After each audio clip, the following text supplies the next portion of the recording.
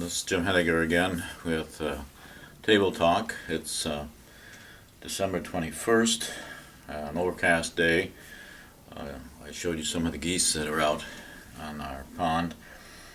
They're usually taking off by this time, so it's interesting. Again, the weather's warm enough that the lake is not frozen over, so they're sticking around. I hope there's enough light here to kind of do this well today. I think I need to turn this just a little bit. There we go. Okay. If you've been following my sessions, videos, the last one was on the Peace Highway, in which I began a series of topics that I consider solutions to the problems that I've talked about in the first 10 videos or so. And these solutions have to be macro or large. They have to encompass being able to accommodate billions of people. And the Peace Highway has that potential. It literally is an underground tube system that could have maybe 4 lanes of highway underneath, 60 to 100 feet below the ground. And with some new technology using lasers, I think that this could be, made from heating up the earth in front of one of these new machines and spinning it into the wall as you go through the earth. So the walls could be 6 to 10 feet thick. They would make the wall as you go. So you're not bringing in concrete, you're not taking out dirt. I think it would go much faster than how we build tunnels today, and could be built much less expensive.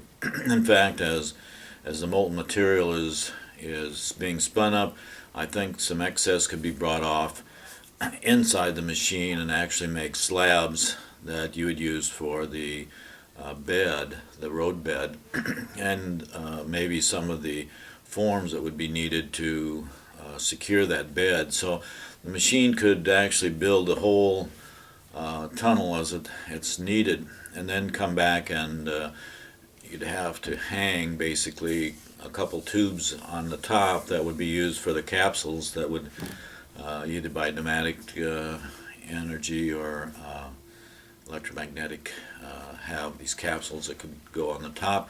4 lanes of traffic on the roadbed, a 200-mile-an-hour lane, a 100-mile-an-hour lane, a road and bus lane, and an emergency. And then, of course, as they exit off, and come on, there would be the opportunities for building new communities. And so that's where I'd want to head today. I should also remark that underneath the roadbed would be large tubes, maybe made out of plastic or metal, that would carry natural gas, petroleum products like crude or maybe even refined, and then 1 tube or 2 tubes that would carry fresh water, and 1 or 2 tubes that could carry ocean water or salt water. So the diameter of these tubes could be maybe as much as 6 feet, so you're talking about moving a lot of material underneath. And if you combine all of those activities, you're moving a lot of people, a lot of products, and you'd also be moving a lot of ideas and culture, because at the speeds that these things could move, particularly the people, you'd have to move on an earth basis to have international citizens, people with international ID cards, finance cards. And I'm hoping that the Peace Highway can be sort of the backbone, the structure that would actually bring people together and bring the possibility that we could have over 240 nations connected, and much safer than what we have now on the surface roads and what you'd have with air traffic today. The vehicles that would travel inside, all of the vehicles would have to be pollution free, probably electric. They could be hydrogen engines, or maybe we'll see some new technologies develop. You couldn't have vehicles that polluted in the tubes, but I think we're developing electric cars today that could go these speeds, and we just need to develop longer distances than what we have today. We're seeing cars develop already that have computers that can drive themselves. So, once you're in a lane and you push in the computer where you're wanting to go and how fast to go, basically the computer would take over, and it would be connected to a master computer where all of the cars, all of the buses and trucks could function without having to worry about accidents in the tube. So that's the idea of the Peace Highway, and I see that it would probably go through every country and around the world, and probably up to within maybe 100 miles of a coastline. It could go through mountains, it could go under rivers and seas, and even parts of oceans as you went down to Australia. So I think we could get all the continents but Antarctica. It would give the opportunity then for these new communities along its path to develop, and my estimation is we could see as many as 25,000 new communities in the next 25, 50 years. So it's a huge project, and if you have each of these communities with the potential to maybe start out at 2, 3, 4, 5,000, and then they continue to grow where they're located to a population of about 200,000. 200,000 times 25,000 is 5 billion people. So easily within 50 years we could have half of the people that are probably going to be here on Earth, 5 billion people out of 10 billion, in these new cities. And I think what we're looking at are cities that have some different priorities than what we're building communities today. So that's where I'm going today. I'd like to get into those kinds of designs and parameters for putting these cities together. But first I'd have to relate that in the 70s here in the United States we had something called a New Town Initiative. The federal government agreed to fund as many as 15 new towns, new cities. I don't believe they ever really funded 15. It might have been 5, 6, 7 that was actually funded. Newtown up in near Minneapolis was one of them. They had some interesting ideas. They wanted them to be environmental, green spaces, walk paths, bike paths, all connected, and they had the idea that you could have multiple zoning in the design, which is something that we still have a problem with. Most city planners still want to put houses here and factories here and retail in a different area, and as a result, you have the need to have a car. But I don't see the need for cars in these new communities. That's very controversial. I think the car manufacturers might be upset with that. But I think they're going to be compact, and that's one of the problems we have in design today, is we're building communities that are just spread out too far. And it's because of the people's idea that they need a home and they need a lot, they need to have a yard.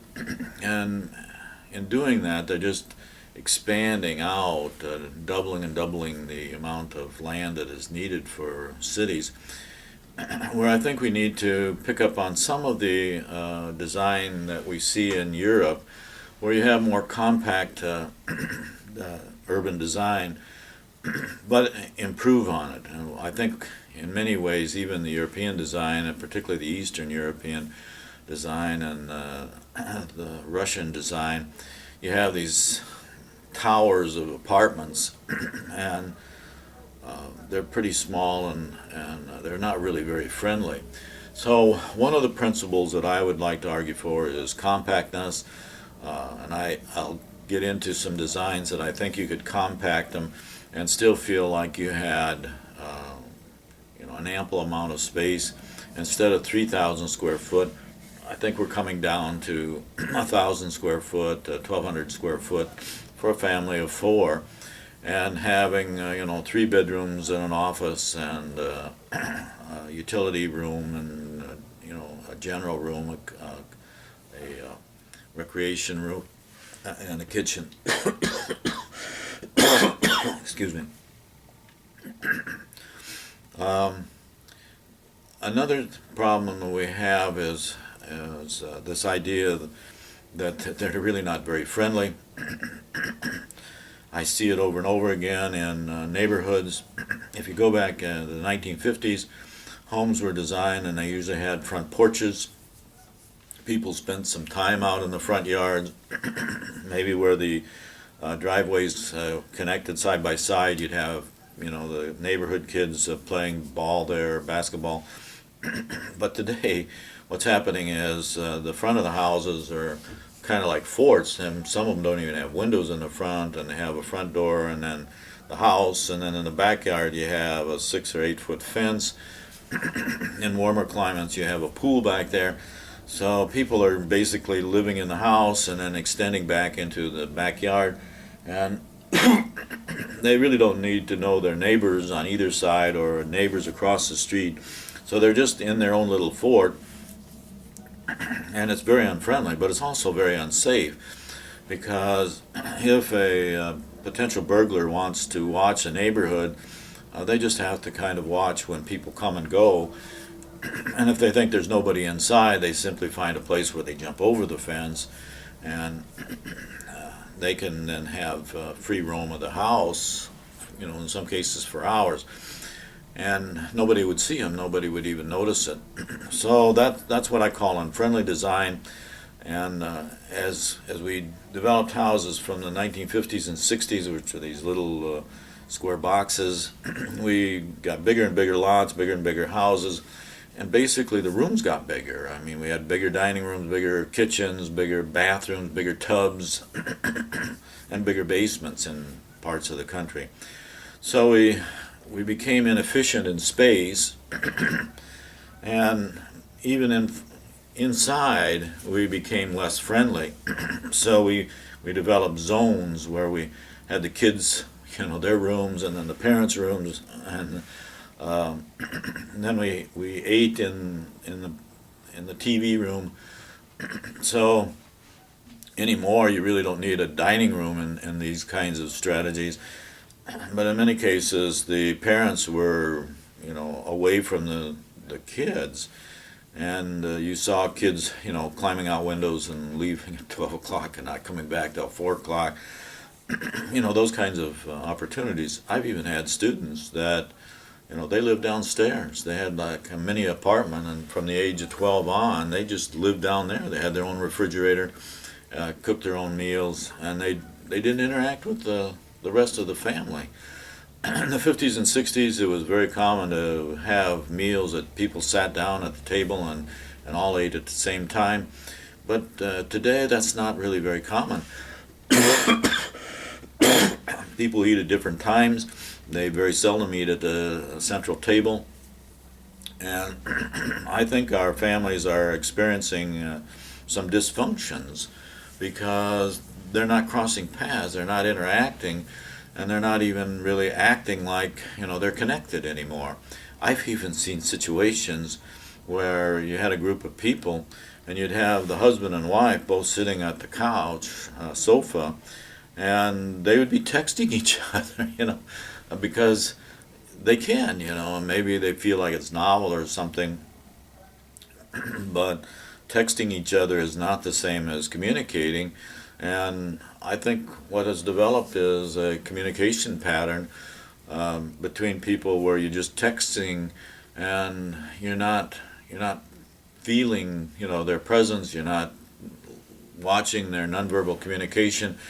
And I believe in the idea that people give off vibrations. So within 10 feet, 20 feet, I think people are giving off some vibrations that people can pick up, and we're missing all of that. We have what we call a personal zone that goes out, as far as your hand can go, and we don't want anybody to come in that personal space. Some cultures are better than that than others. I think the Latin culture, they kind of expect you to come inside that circle. In fact, in some cases, if they can't smell your breath, they feel like they're too far away. And in other cultures, they don't want to smell your breath. They don't want to know what you had for lunch. And it's much more distant. I've seen situations where people that want to play with this kind of move into somebody's personal space deliberately and kind of back them around a room just by walking into that personal space. So I think, looking at some of these ideas, I think we can design much more friendly inside the house so that, you have your bedrooms and your family room and the parents' room all around, a major room where you can eat, and you can, it's right next to the kitchen is open. So the open idea, I think, makes a lot of sense. And I think kids can share rooms. I don't know why they can't until they're 10, 12 years old. So you have that brother experience, and you're crossing paths all the time. And I think it's kind of important to have that child computer, if they have one, in a place where the parents can see it, can hear what's going on. Because there's a lot of stuff on the internet that's dangerous for young kids. So I think you have to, bring all of these kinds of things into the design. And as far as the outside of the design goes, again, we've seen, not just in the neighborhoods, but in the more urban settings. In the 50s and before, you had stairs and stoops and balconies, and people were on the street out in front. So as long as you had eyes on the street, I think it was usually a pretty safe street. In the 50s and 60s, we started to see air conditioning, and as the central air came in, people moved inside. They moved off the balconies, they moved off of the stoops, and into their own little forts again. So you could live in an apartment, 5, 6, 7, 8 stories high, and never really know anybody else in that apartment. I've lived in an apartment, and it probably had 200 or 300 apartments there, and I didn't know anyone in that entire complex. I even went to the swimming pool, and just not any opportunity to meet people and relate to them on any level. So that's very unfriendly design. So if we're going to more compact design, one of the designs that you could go to is have a perimeter apartments units with the inside with open space, maybe have a swimming pool or tennis courts, basketball courts on the inside, so people would come into the inside and communicate and relate and get to know each other. And these apartments could be several blocks long, and the interior could be covered, so you'd have that opportunity year-round. So that would be one design. Another design you could go to is not to have square corners and streets that had intersections. Most people, pedestrians, that get killed, and it's a rising number of people that are getting killed, kids and adults alike, at the intersections. They're very dangerous. Just somebody was killed in Des Moines here the other day trying to get across the 4-lane where there wasn't a stoplight, and they didn't make it. So I think I would like to see a reduction in the use of cars and streets and intersections, and have it so that you have the cars kept on the outside in garages or underground garages, and then you have public transportation that brings you into the city, into the residential area, and you can literally go any place in the city on electromagnetic cart or something that would get you from one place to the other very quickly, so you don't need to drive to work every day. In fact, another way to do that is not to have, work in this area and living in this area, but maybe the ground floor could be offices and retail shops, and then the second, third, fourth floors could be residential. I like that, and when you look at something like the Mall of America, where there's hundreds of stores and the parking is around the outside, it's a very interesting place during the daytime, but at 10 o'clock when the stores have all closed down, the restaurants are closing down, it's a very dangerous place because nobody lives there. And they made it, in my opinion, a terrible mistake. They could have added a whole section of housing around the Mall of America, and then had the parking outside of the residential area. So you have, thousands of people working there. They could all live there. You see my strategy. So you live there, you work there, you park your car on the outside, you come inside, and maybe you wouldn't even have to own a car. You could lease a car when you needed one, and I think in the future we're going to probably go in that direction. You wouldn't own your car. You probably are not going to own your own home in the future. I can see that these communities, as they come off of the superhighway or the Peace Highway, you're going to see a corporation own everything, but the corporation is owned by the people. So in a sense, you'd own your property, but you wouldn't individually own it. It would be owned completely by the corporation that you belong to inside that village, that town. Now that brings up some nightmares of the turn of the century and turn of the 1900s, where we had company towns, and they had a lot of problems. In fact, we even had them clear up into the 70s, if I can recall, where truck farming operations would hire hundreds of people to work in a place year round, and they would offer them housing, which usually wasn't very good housing, but they would charge them for the housing, they would charge them for meals, and in the end, the amount of work that they did for the price of labor they were involved with didn't pay for everything. So they were always owing the company. That's how the idea of company towns got started. And then they would have to build fences so that people couldn't leave. And they really become sort of prison camps, prison labor camps. So I'm not talking about that kind of strategy. I'm talking about 10,000 people all living in one area. They pool their financing to build all of the structures, and it's through a corporate employee-owned format where, and I like the idea that people are all shareholders. Everybody owns one voting share, and maybe it's limited to that. I like the idea of everybody having one share, one voting share, so they get to vote on everything. And you could have representatives, and the representatives listen to the vote, but you put it out every week or every month, the issues, and allow the people to have input, electronically, and then the representatives from each section or neighborhood then make the final decisions. So you have a pure democracy, one vote, one share, everybody voting on things. You have electronic means to communicate that information. Everybody's involved, everybody has an opportunity to be heard, and I like that kind of democracy.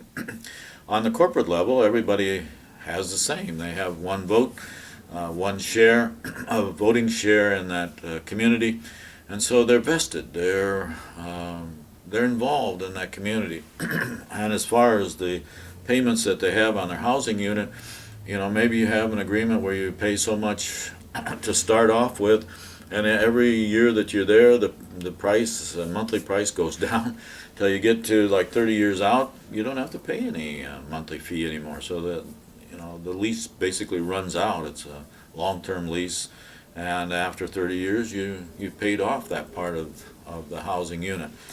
And you might only have a community fee, maybe some kind of add-on to the monthly for neighborhood association or community association, and that helps pay for the activities, the kind of general costs that you might have inside a community, and all of that's basically paid for.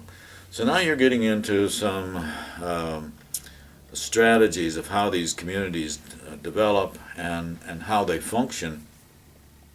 What we've seen in the last 50, 60, 70 years is just basically a free-form, particularly in the United States. They would start small, and then if they were successful and there were jobs there, you'd have 2,000 become 5,000, become 10,000, become 100,000, become, a million, depending on its location and, what was going on there. And there really wasn't any master planning to it. It just developed. And so you see strip malls and then, box type retail, and it's all mixed up. And there never has been a lot of advanced thought in how a community should come together, and I think that's really needed. This would be an opportunity where, say you're going to have an exit come off and off the highway, you'd have a chance to pre-plan it, have people involved in that planning. And there's some things that you could do with these new communities that would make them very unique, very, very different. For example, you could have one community that was basically a medical center. It could be a research center. It could be an educational center where you have colleges, universities there. You could have communities that are basically recreation. They could be family recreation, so that everything that was going on in this community was inviting people from the outside to come in and enjoy a weekend, enjoy a week. And it could be located in a mountain area, or it could be located under the sea. We have some hotels now that are underwater, but you could have an entire community underwater, and it would be very inviting. I think people would come from all over the world to, spend a few nights there and enjoy the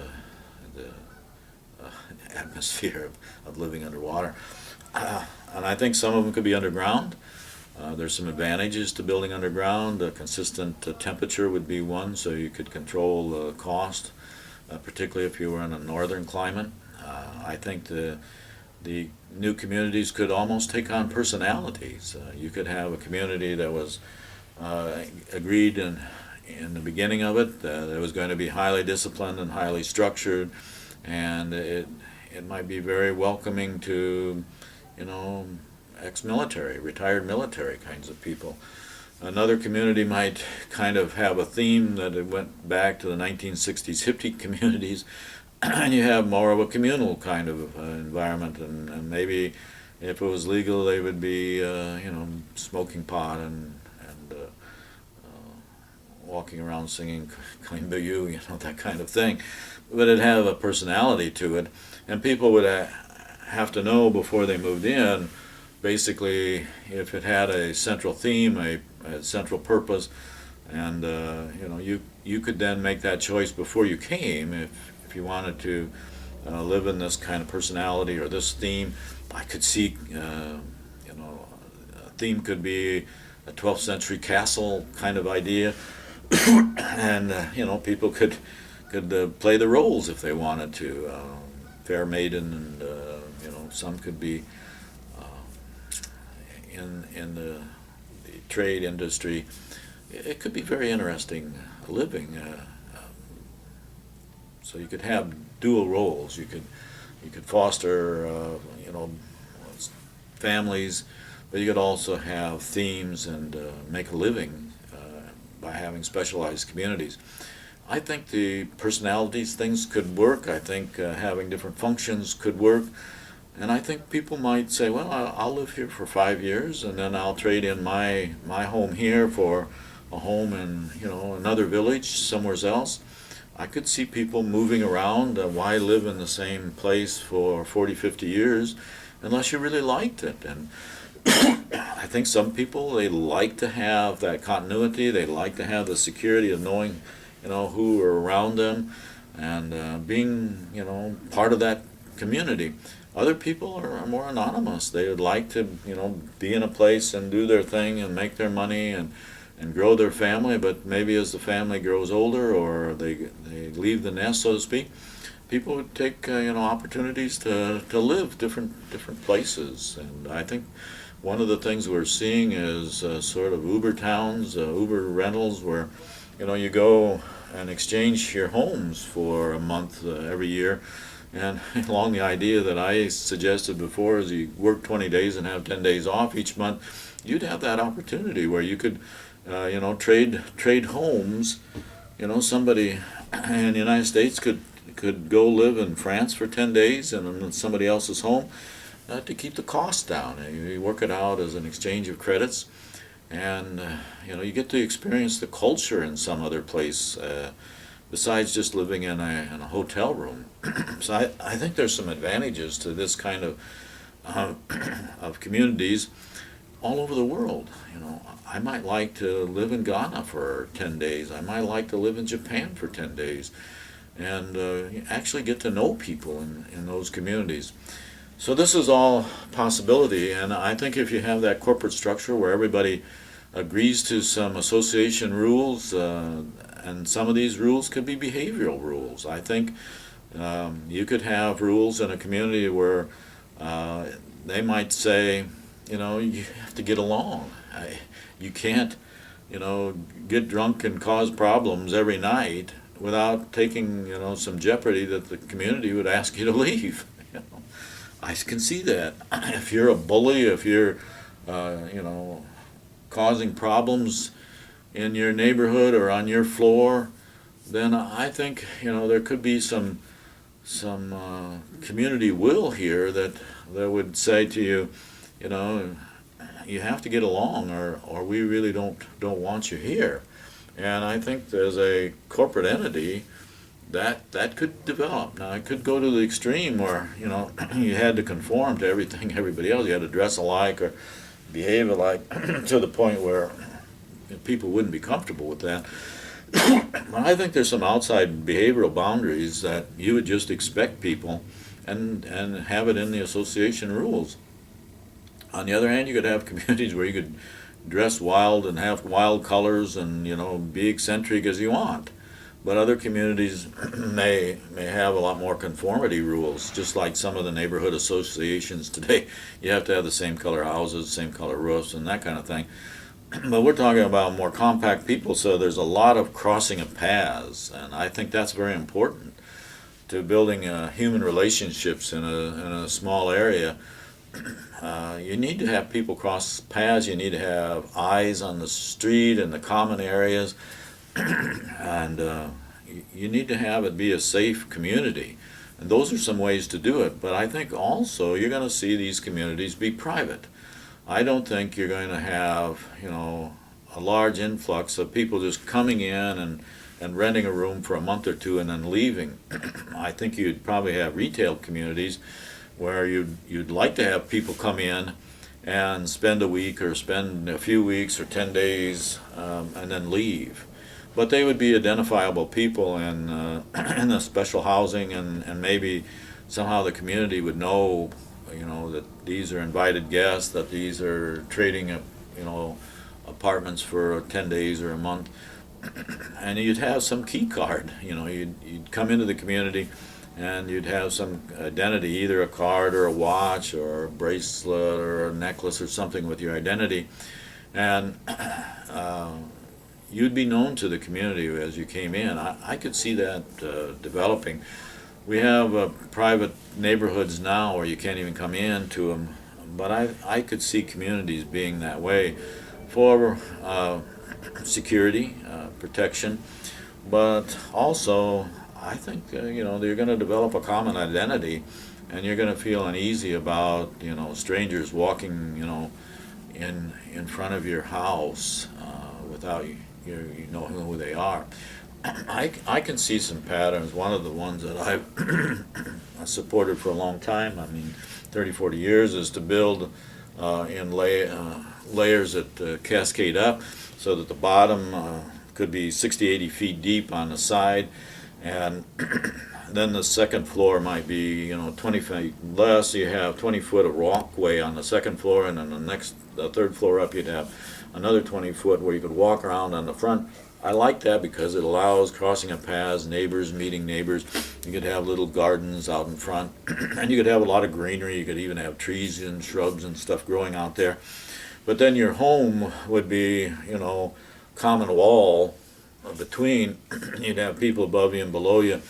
But there's ways that you can build to, cut down on the noise, common noise. So you'd feel safe in your little cubicle, so to speak.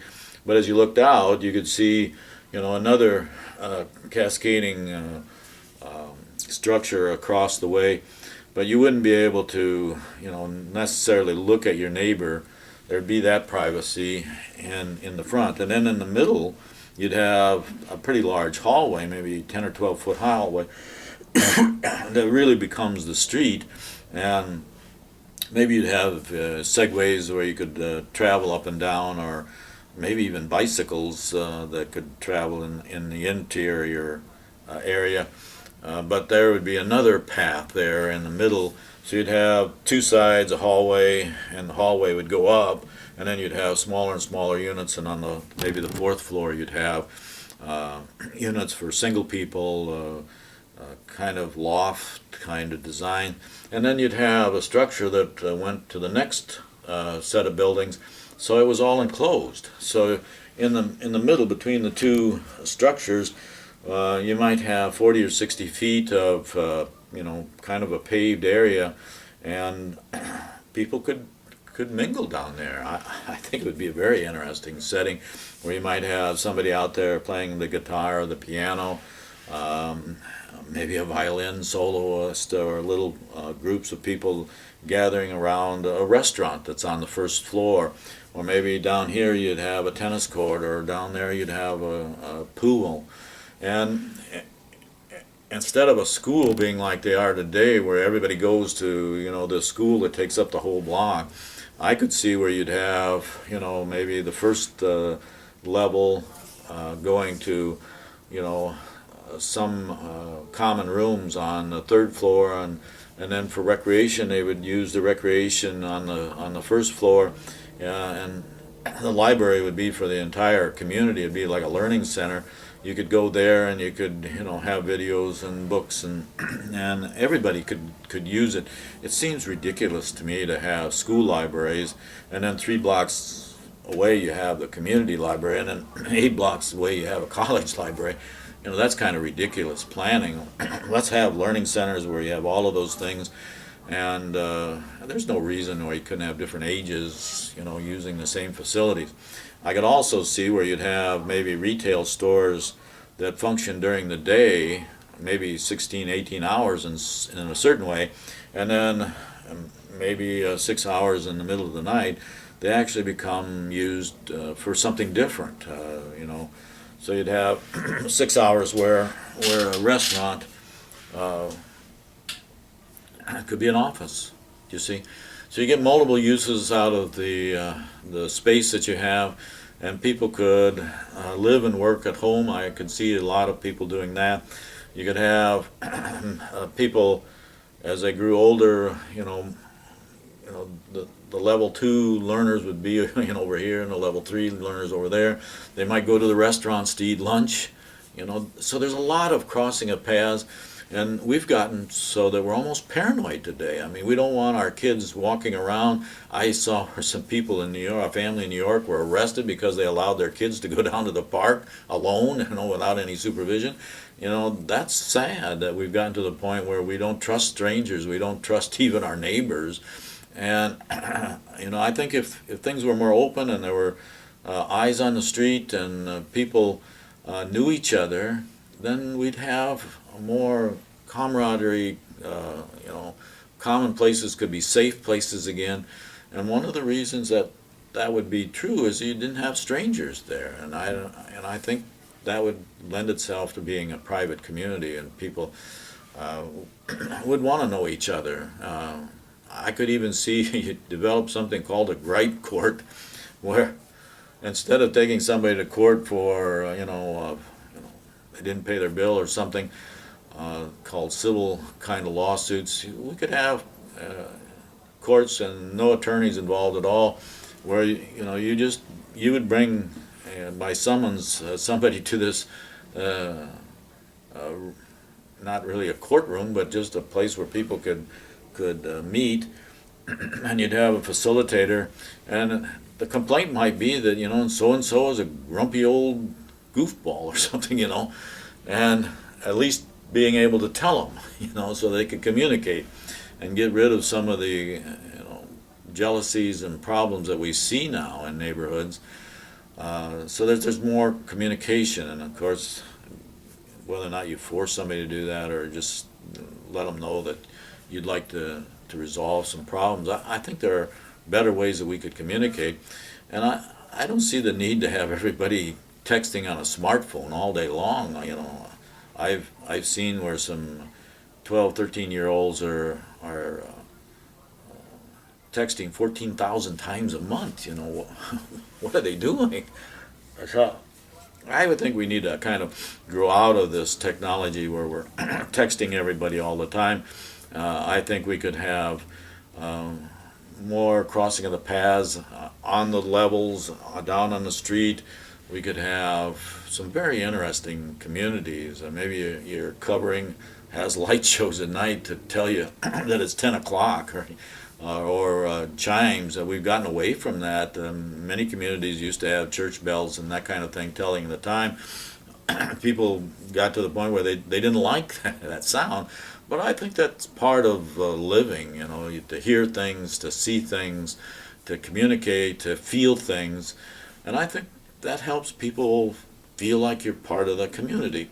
So I think they could be private. I don't think you would actually own your property. You'd own the whole property.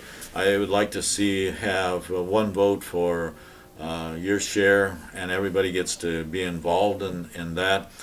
I think they need to be friendly. I think you want to have people that can cross paths and get to know each other. I think you'd want to have structures that are going to last a while.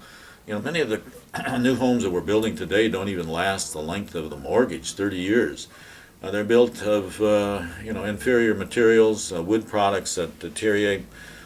I could see these communities having a design principle that you'd want these structures to last hundreds of years, if not thousands of years. We have homes in Central Europe that have been around 800 to 1,000 years, and although the interiors may need to be upgraded, there's some building materials that you could use like rammed earth that would reduce the cost dramatically. You could go up 2 floors, 3 floors, 4 floors with rammed earth structures. They could be very thick walls. Maybe your walls would be 2 foot thick. That would help with climate control. I have a friend that has an rammed earth home in the Phoenix area. They don't even hardly have to cool it or heat it ever. I mean, it just stays 70-some degrees all year round, and it would last forever. It's just not going to deteriorate. You don't have to worry about bugs getting into the walls or anything like that. So I think a rammed earth structured or interlocking concrete blocks that are pretty substantial, so that you feel like the community is going to be there a long time and that you're a part of it. I think that lends itself to feeling like longevity, continuity, friendliness, and security. So I think we can move into the future and have these kind of communities. And I would have a feeling that one of the requirements to coming into a community is that you have a job, or maybe a husband and wife both have jobs. And I don't see that everybody has to belong to the same corporation or work for the same corporation. You could have individual stores, individual companies, individual factories, all living within the structure of the corporate owning all of the ground underneath it, and maybe the structures, but everything is leased. And you could have, in a community of 200,000, you could have all of the kinds of needs that you have, medical needs, educational needs, recreational needs. It could be a very viable, exciting kind of place to live. And that's what we're hoping. And if you're ending up, spreading these communities out all over the world, we end up with 25,000 of them or more, and we have 5 billion people. That's 5 billion people that are living in a community where they have safe housing, a safe community, they have access to jobs, and they have health care and education and recreation. We bring it up from the bottom up. And what's happening is the per capita income keeps going up, but only because the people at the top are making such huge wages and getting paid so much. The people at the bottom aren't really coming up as fast, and what's happening are the people that have been in the middle class have been coming down. So that's not what we want. We want a community where, not everybody makes the same amount. You gotta have differences, but the differences wouldn't be as great as, this person making $6 million and living in a huge palatial place, and this person over here making $1 a day. That's not how you want to design these communities. I think you'd want to have it so that maybe your minimum wage was $18, $20 an hour, and you work 6 hours a day, maybe 10 days or 20 days or 5 days, whatever you want, so that your average income per family would be $50,000 to $60,000 a year, but your housing might only cost $200 a month, and the food could be locally grown, it could be organic, it could be very safe food, no chemicals involved. You could have greenhouses inside these facilities, and the food could be very inexpensive. So your housing could be inexpensive, your food could be inexpensive, your health care, your education would be not free, but close to free, and you wouldn't need a car. So if you take out that $200 or $300 you spend every month for the car, and $800 to $1,200 you spend for the apartment, and you bring those down to a budget that allows you to live for basic utilities and housing and food costs under $500, and you're making $50,000 or $4,000 a month, then all of a sudden you have $2,000 or $3,000 discretionary fund at the end of every month. So if you have the opportunity to go on a 10-day vacation every month, you have the money to do it. You have the money to put into savings. You have the money to put into going on special trips and having fun. I think people are not having as much fun as they should be, and that's making a lot of grumpy old grouches. I see that wherever you go. So I'm hoping that the future can be brighter by having better design, multi kind of design communities where everybody can be, comfortable, safe, and secure. Okay, so give me some ideas. I think every community could be different, and I think we could have a very interesting future connected to the Peace Highway. So if we call these the Peace Villages or whatever, let's give it a try. I think that's what we need for our future. It could lead us to 2,000 years of peace. I see the community as a central living place for people in the future, and I think they could be a very nice place to live. Okay, join me in a peace village. Okay, thank you.